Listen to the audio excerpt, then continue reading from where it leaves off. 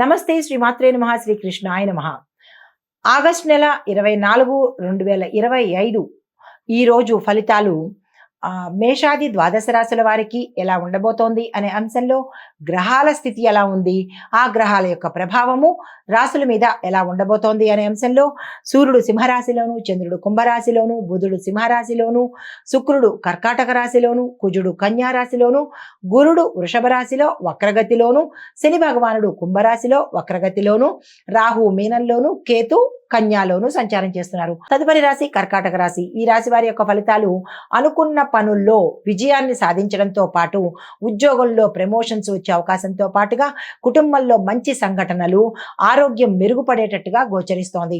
అయితే మీకు చెప్పదగిన పరిహారము సోమవారం రోజు ఈ 2 రోజులు కూడా శివ పంచాక్షరి మంత్రాన్ని యథాశక్తి చదివే ప్రయత్నం చేసుకోండి. తదుపరి రాశి సింహరాశి. ఈ రాశి వారికి అధికారులతో మంచి సత్సంబంధాలు ఏర్పడతాయి. వారితో మీరు అనుకూలంగా ఉండే ప్రయత్నం చేసుకోండి. ఆర్థికంగా ప్రోత్సాహకరంగా ఉండబోతోంది.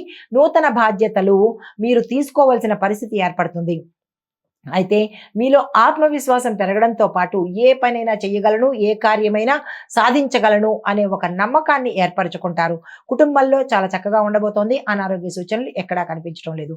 అయితే పరిహారంగా సూర్యుడికి అర్జున వృక్షం దగ్గర మీరు కనుక అభిషేకం కానీ చేయించుకున్నట్టయితే, అంటే అర్ఘ్యం అన్నమాట, చేయించుకున్నట్టయితే కనుక మంచి ఫలితాలు పొందుతారు.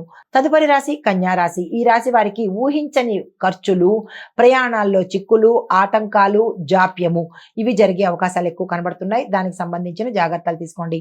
నూతన వ్యాపారం చేసిన వాళ్ళైతే కనుక కొంత స్ట్రెస్కి గురవడము, కొంతమంది నష్టం పోవడము, మీ కింది ఉద్యోగస్తులు కానీ, మీ చుట్టుపక్కల వాళ్ళు కానీ మిమ్మల్ని ఇబ్బంది పెట్టేటట్టుగా ఈరోజు కనబడుతోంది.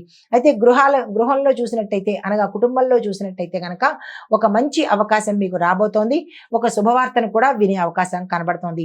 అయితే ఆరోగ్యపరంగా చూసుకున్నట్టయితే కనుక ఎటువంటి అనారోగ్య సూచనలు కనిపించడం లేదు. మీకు చెప్పదగిన పరిహారము దుర్గా అమ్మవారికి ఎర్ర రంగు పువ్వులతో అర్చన చేయించుకున్నట్టయితే కనుక మంచి ఫలితాలు పొందుతారు.